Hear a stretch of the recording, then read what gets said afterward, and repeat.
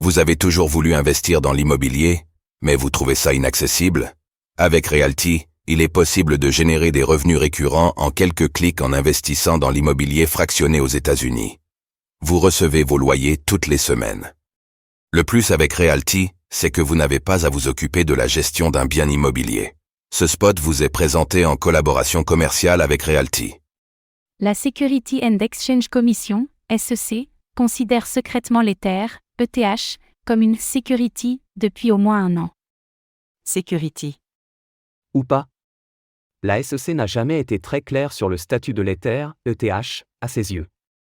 Pourtant, on vient d'apprendre que le gendarme financier avait conduit une enquête au sujet d'Ethereum il y a un an.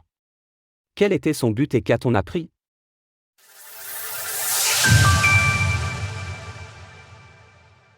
La SEC a enquêté sur Ethereum il y a un an. La Security and Exchange Commission, SEC, accuse régulièrement les acteurs du monde des crypto-monnaies de proposer des ventes de valeurs mobilières sans en avoir l'autorisation. Mais pour Ethereum, ETH, les contours sont historiquement plus flous. Interrogé à ce sujet il y a un an, Gary Gensler avait esquivé la question avec un inconfort manifeste. Or on vient d'apprendre qu'à la même période, la SEC avait lancé une enquête au sujet de la seconde plus grande crypto-monnaie. L'information a émergé au cours de l'action en justice menée par Consensus contre le gendarme financier américain. Dans un document enregistré par la firme, voici ce qui est décrit, le 28 mars 2023, Gurbir Growal a approuvé un ordre formel d'investigation en ce qui concerne Ethereum 2.0. Il délègue aux équipes de la SEC l'autorité d'enquêter et d'assigner à comparaître les individus et entités qui participent à la vente et l'achat d'ETH. Malgré les hésitations apparentes de Gary Gensler, la SEC semblait donc bien déterminée à viser Ethereum en particulier. Dans l'ordre formel, l'ETH est par ailleurs qualifié de « security » de manière claire.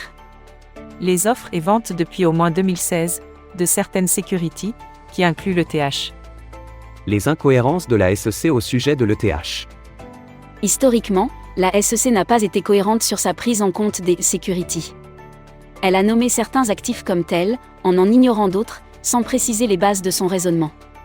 Ce flou est d'ailleurs à l'origine de plusieurs demandes et actions en justice à son encontre. Il semblerait donc que depuis mars 2023 au moins, la SEC ait considéré l'ETH comme un actif encadré par les lois sur les valeurs mobilières. Cela met en exergue les incohérences du gendarme financier américain, ce dernier refuse depuis des années de donner une réponse claire à ce sujet.